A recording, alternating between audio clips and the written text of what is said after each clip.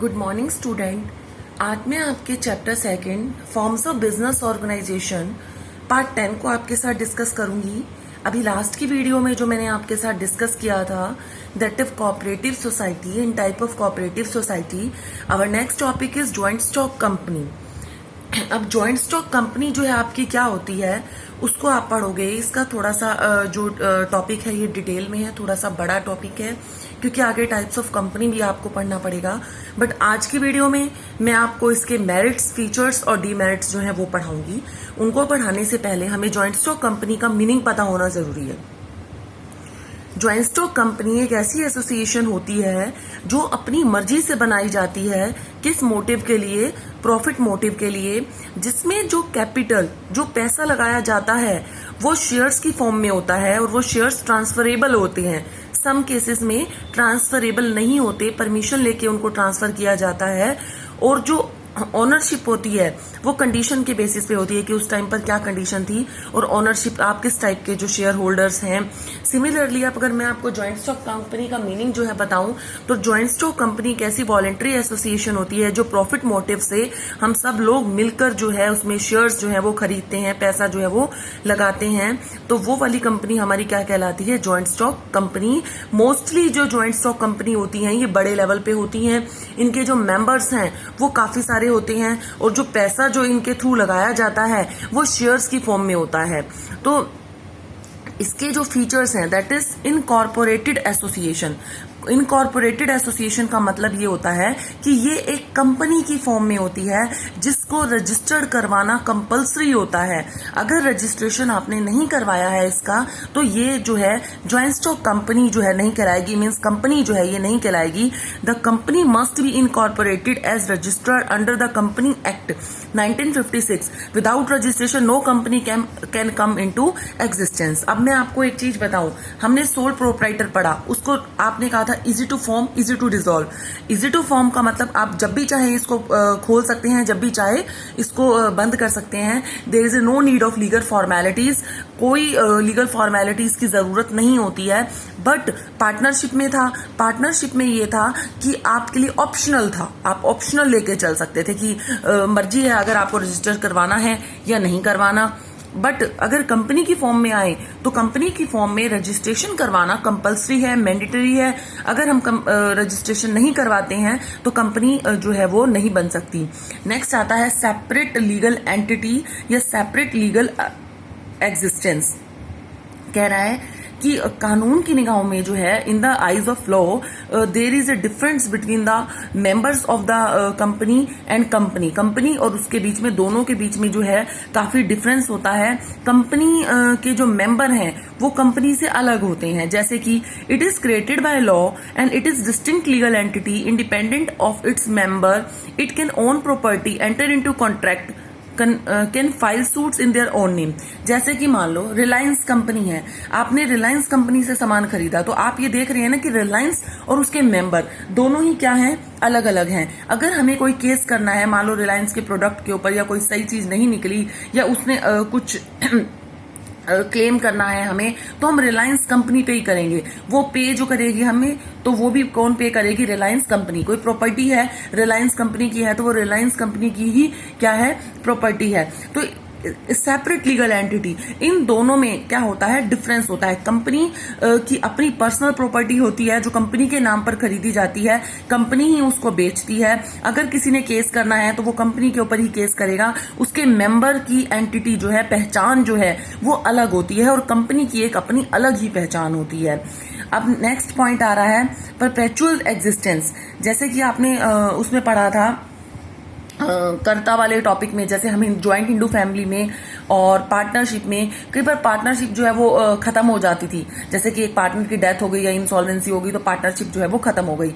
Similarly हमने जो वो पढ़ा था कोऑपरेटिव सोसाइटी, तो कोऑपरेटिव सोसाइटी में भी किसी के आने या जाने का कोई फर्क नहीं पड़ता था।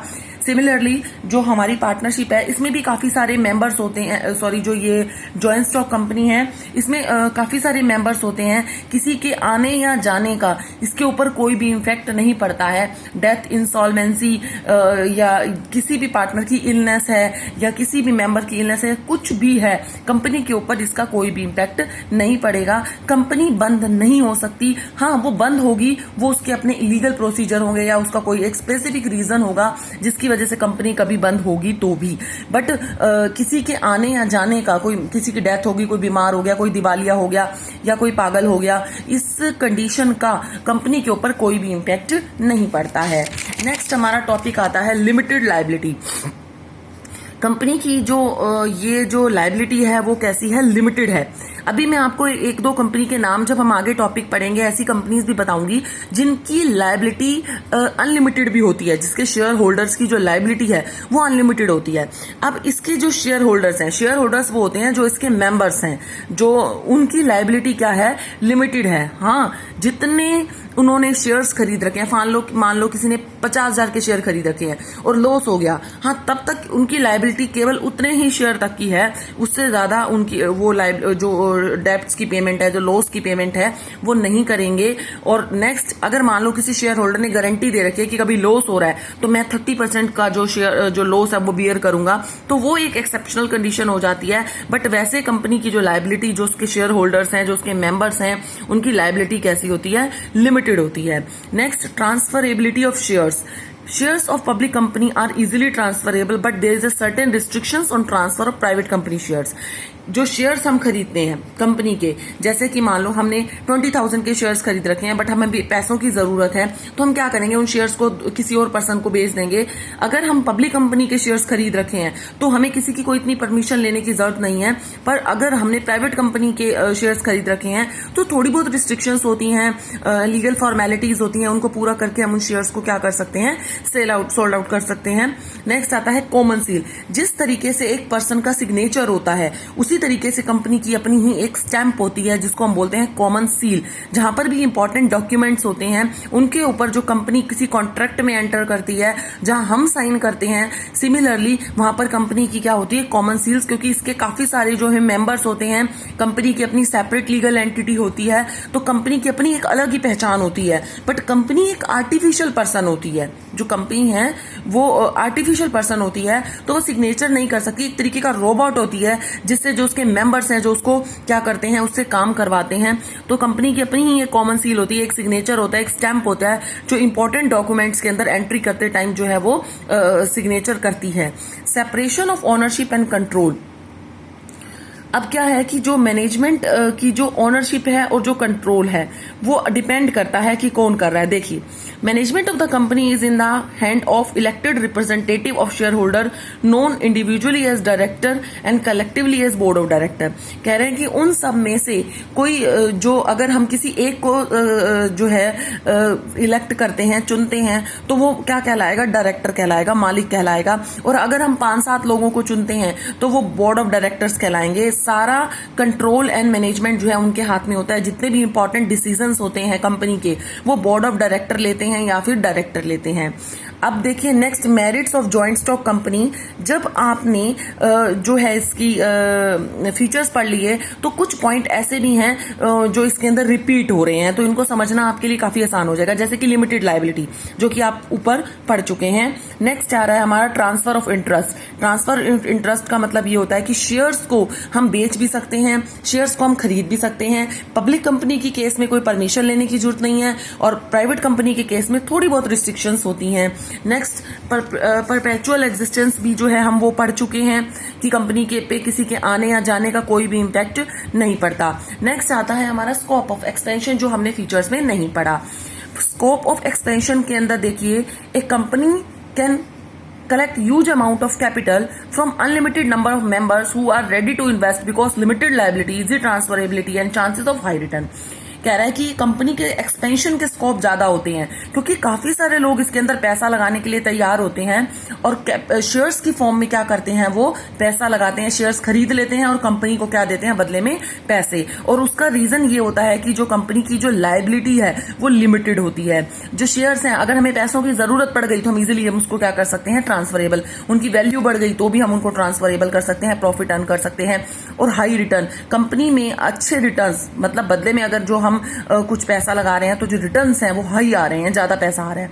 नेक्स्ट आता है प्रोफेशनल मैनेजमेंट। कंपनी के पास इतना फंड होता है कि वो हाईली क्वालिफाइड मैनेजमेंट के जो एक्सपर्ट्स हैं उनको हायर कर सकती है और अच्छी मैनेजमेंट जो है वो करवा सकती है। इसीलिए कंपनी का जो मैनेजमेंट होता है वो प्रोफेशनल मैनेजमेंट होता है। नेक्स्ट आता है limitations of joint stock company. देखिए लिमिटेशंस में क्या है, लीगल फॉर्मेलिटीज। कंपनी को बनाने के लिए बहुत ही ज्यादा खर्चा चाहिए होता है, एक्सपेंसिव है, टाइम चाहिए और काफी सारी लीगल फॉर्मेलिटीज जो है हमें चाहिए होती हैं, इसीलिए जो कंपनी को बनाना जो है काफी मुश्किल होता है। सीक्रेसी, कंपनी के जो रिकॉर्ड्स हैं, एनुअल रिपोर्ट्स हैं, वो सब जो है हमें जो पब्लिक करनी पड़ती है, हमें दिखानी पड़ती है, उनको डिस्क्लोज करना पड़ता है, जिसकी वजह से सीक्रेसी जो है वो कम रहती है। प्रॉफिट भी डिस्क्लोज करना पड़ता है, अपने एनुअल रिपोर्ट्स वगैरह सब कुछ डिस्क्लोज करने पड़ते हैं, जिसकी वजह से लैक ऑफ सीक्रेसी होती है, मतलब सीक्रेसी इसके अंदर नहीं होती।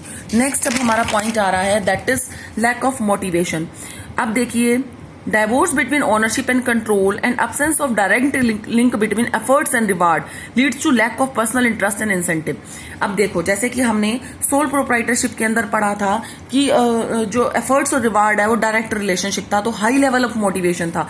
इसके अंदर एफर्ट्स तो कौन करता है, रिवार्ड सबको मिलता है, तो जो मोटिवेशन है उसकी कमी होती है। जैसे कि मान लो कुछ ऐसे बोर्ड ऑफ डायरेक्टर हैं जो काफी मेहनत कर रहे हैं, काफी डिसीजंस ले रहे हैं, काफी एफर्ट्स कर रहे हैं ताकि कंपनी जो है हाई प्रॉफिट ले सके, बट उसका जो बेनिफिट है वो मिडिल लेवल ऑफ मैनेजमेंट भी ले रहा है, लोअर लेवल ऑफ मैनेजमेंट भी ले रहा है, तो वो सोचते हैं कि हमें इसका पर्सनल बेनिफिट क्या होगा, तो इसीलिए क्या हो जाता है कि लैक ऑफ मोटिवेशन। नेक्स्ट आता है delay in decision making, communication as well as approval. अब देखो, टॉप लेवल से हम मैनेजमेंट ने जो पॉलिसीज बनाई, प्रपोजल्स रखे, वो मिडिल लेवल तक पहुंचे, फिर लोअर लेवल तक पहुंचे, जिसकी वजह से डिसीजन लेने में जो है डिले हो जाती है। जैसे कि सोल प्रोप्राइटर में और ज्वाइंट हिंदू फैमिली बिजनेस में डिसीजन लेना बड़ा क्विक डिसीजन होता था, इसके अंदर डिले इन डिसीजन मेकिंग होता है, क्योंकि 3 लेवल्स ऑफ मैनेजमेंट होते हैं और हर लेवल के ऊपर डिस्कशन किया जाता है, जिसकी वजह से जो इंपॉर्टेंट डिसीजन होते हैं उनको लेने में भी डिले हो जाती है, जो कि कंपनी के लिए फेवरेबल कंडीशन नहीं होती, जिसका कंपनी के ऊपर एडवर्स इंपैक्ट पड़ता है। नेक्स्ट आता है कन्फ्लिक्ट्स अमंग इंटरेस्ट। अब देखिए, इसके अंदर काफी सारे जो लोग हैं वो इन्वॉल्व होते हैं, just like share holder, debenture holder, employees, director etcetera. हर एक ग्रुप जो है अपने इंटरेस्ट के लिए लड़ता है, तो उन दोनों के तीनों के बीच में आपस में क्या हो सकते हैं, मतभेद, कन्फ्लिक्ट्स हो जाते हैं, जैसे कि पार्टनरशिप में हो जाते थे। नेक्स्ट आता है ओलिगरेटिक मैनेजमेंट। अब देखिए, इसके अंदर मैनेजमेंट जो ये हमारा पॉइंट है, that is company is said to be democratically manage by few peoples like board of director. कह रहा है कि कहा तो ऐसा जाता है कि कंपनी डेमोक्रेटिकली जो है अपने रोल प्ले करती है, बट रियलिटी में जो रोल प्ले करता है मेन, वो करता है बोर्ड ऑफ डायरेक्टर। और कई बारी जो बोर्ड ऑफ डायरेक्टर जो होता है हमारा, वो अपने पर्सनल बेनिफिट्स के लिए, अपने पर्सनल इंटरेस्ट के लिए वो क्या करता है, कंपनी के और शेयर होल्डर्स के, डिबेंचर होल्डर्स के, जितने भी क्रेडिटर्स हैं, उन सबके इंटरेस्ट को भूल जाता है। तो वो क्या करता है, अपने ही इंटरेस्ट को क्या करता है, ध्यान में रखते हुए डिसीजन ले लेता है। तभी तो